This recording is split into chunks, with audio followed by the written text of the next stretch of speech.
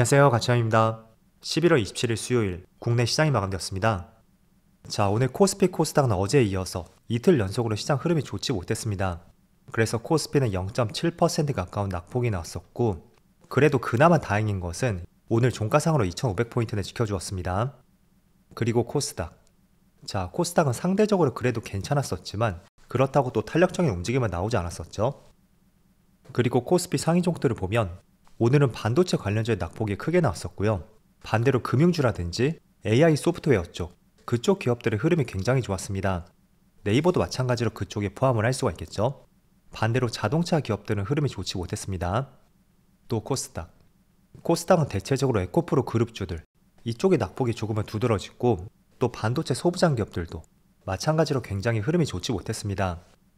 그리고 코스피 수급을 살펴보면 오늘도 다시 한번 외국인의 많은 순매도가 나왔고요. 기관만 나홀로 많은 순매수가 들어왔습니다. 그래도 그나마 다행인 것은 연기금 쪽에서 꾸준히 매수가 들어온다는 거예요.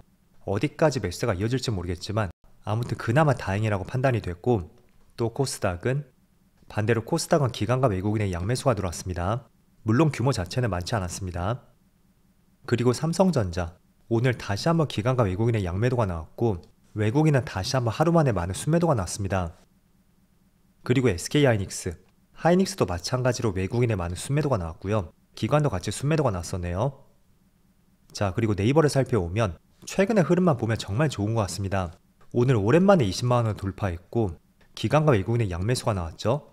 또 외국인 쪽에서는 이번 11월 전체만 본다면 11월 8일 하루를 제외하고 매일같이 매수세가 들어오고 있습니다. 제가 조금 뒤에서도 같이 말씀드리겠지만 AI를 활용한 소프트웨어 쪽, 이쪽 기업들의 흐름이 심상치가 않은 것 같아요. 그래서 이와 관련된 업종은 조금 뒤에서 말씀드려볼게요. 자, 그리고 덩달아서 카카오도 마찬가지로 최근에 빨간불이 조금씩 들어오고 있고, 기관과 외국인의 수급도 네이버만큼은 아니지만 매수세가 들어오고 있습니다.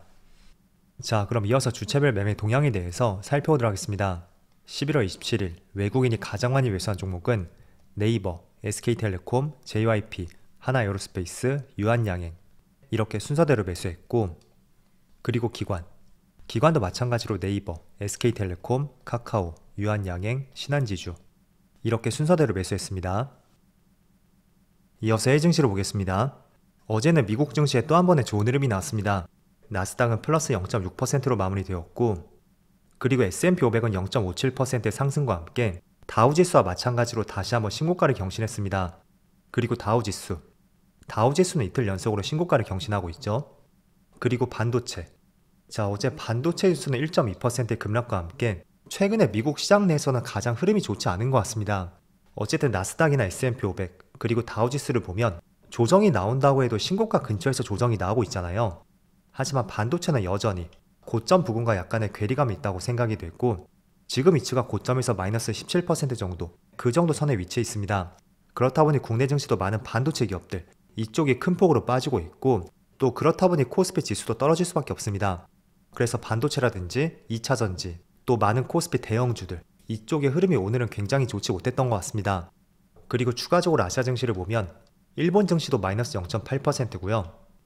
대만도 비슷한 낙폭을 보이고 있습니다. 그리고 중국 증시만 조금은 빨간불이 들어오고 있네요. 자, 일단 오늘은 반도체 관련주의 흐름이 굉장히 좋지 못합니다. 전날에 미국 시장에서 반도체 지수의 하락이 있었고, 물론 그런 부분이 상당히 영향을 미쳤을 겁니다. 자, 그런데 그건 외에도 우리가 조금 우려했던 부분, 트럼프 측에서 반도체 보조금을 재검토하겠다는 이런 발표가 어제 시장을 중심으로 꾸준히 나왔습니다. 그래서 국내 기업들은 아직 보조금도 받지 못했는데 여기서 재검토를 한다면 당연히 보조금을 줄어들 가능성이 있고, 그런 부분이 시장에 오늘 많은 영향을 미쳤던 것 같습니다.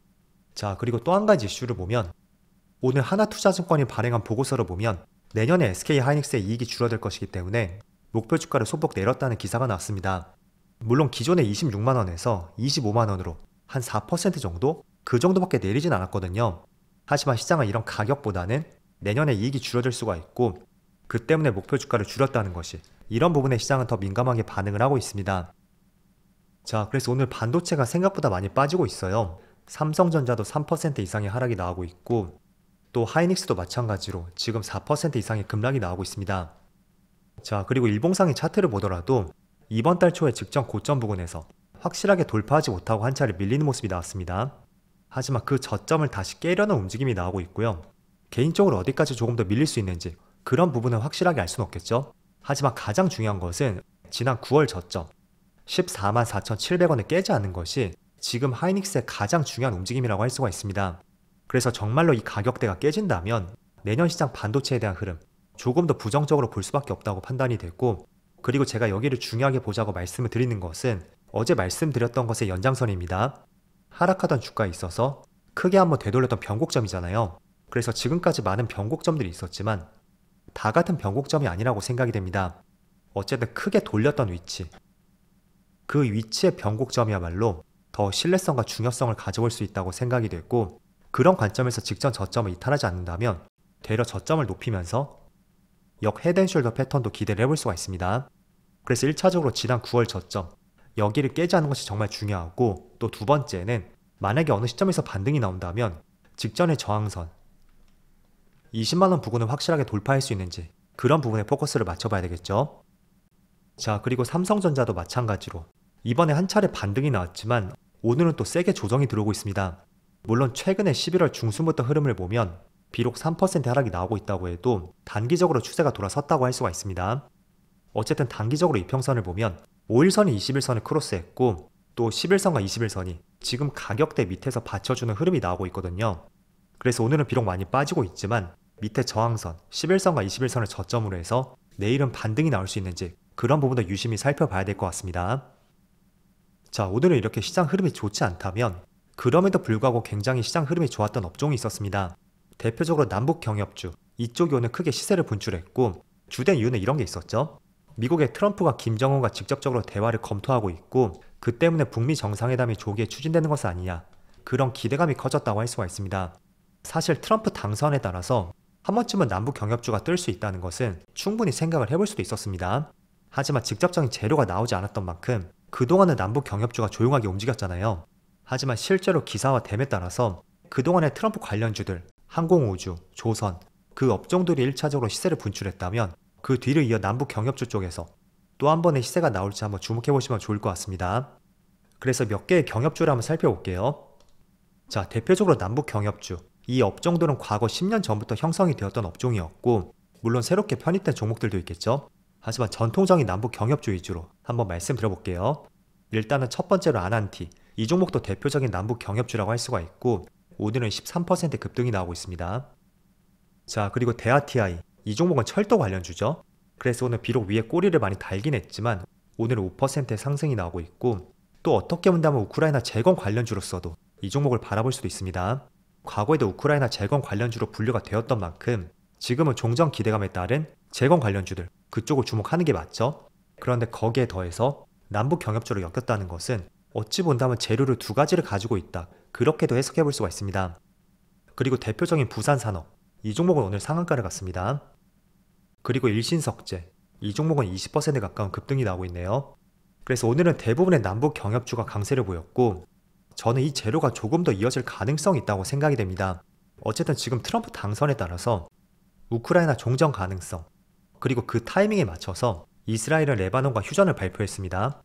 그래서 미국 대선 전까지는 전쟁에 대한 가능성이 더 커졌다고 볼 수 있잖아요. 하지만 트럼프가 당선됨에 따라서 이런 전쟁 가능성보다는 휴전, 종전, 대화, 이런 키워드가 훨씬 많이 떠오를 수가 있습니다. 그래서 지금의 시장이 어떻게 움직이고 있는지, 이런 기사 타이틀을 보시면서 어떤 업종을 적극적으로 관심을 가져야 되는지 이런 부분에 포커스를 맞춰보시면 좋을 것 같습니다. 지금은 북미 정상회담이 조기에 추진되나? 이렇게 물음표로 나와 있잖아요. 만약에 정말로 조기에 정상회담이 추진이 된다면 정말 몇 번의 연상이 될 수 있는 그런 재료가 될 수도 있겠죠. 그래서 오늘 새롭게 남북 경협주가 떠올랐으니까 제가 언급하지 않은 종목들도 있을 겁니다.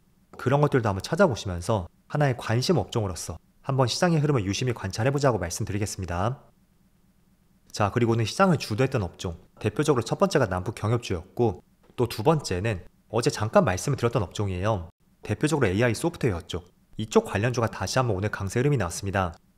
자, 물론 루닛은 고점에서 지금 횡보하는 움직임이 나오고 있다면 약간은 조용했던 폴라리스 오피스, 이쪽에서 많은 거래량과 함께 오늘 20% 급등이 나오고 있습니다. 그리고 한글과 컴퓨터도 마찬가지로 오늘 7%의 반등이 나오고 있죠. 자, 지금 이 종목들은 거래대금 상위 종목이 포함된 종목이거든요. 지금 현재 거래대금 상위 종목입니다. 루닛, 한글과 컴퓨터, 폴라리스 오피스, 또 폴라리스 AI, 그리고 이스트 소프트도 마찬가지죠. 이 종목들은 모두 AI 소프트웨어 쪽이고 오늘 거래대금 상위 종목들을 보더라도 빨간불이 들어온 종목들의 거의 80% 이상인 것을 알 수가 있습니다. 그래서 조금 전에 남북 경협주라든지 또 AI 소프트웨어 쪽, 이쪽은 관심 종목으로 한번 편입해 보시면서 앞으로 시장의 흐름을 지속적으로 관찰해 보자고 말씀을 드리겠습니다. 자, 오늘은 첫눈 치고 정말로 눈이 많이 왔던 것 같습니다. 때문에 날씨가 굉장히 좋지 못했었는데 그에 따라 국내 시장의 흐름도 좋지 못했던 것 같습니다. 이제 11월도 2거래일밖에 남지 않은 만큼 남은 이틀 동안 좋은 흐름이 나오기를 한번 바라보겠습니다. 그럼 편안한 저녁 되시고요. 저는 내일 영상에서 다시 찾아뵙도록 하겠습니다. 감사합니다.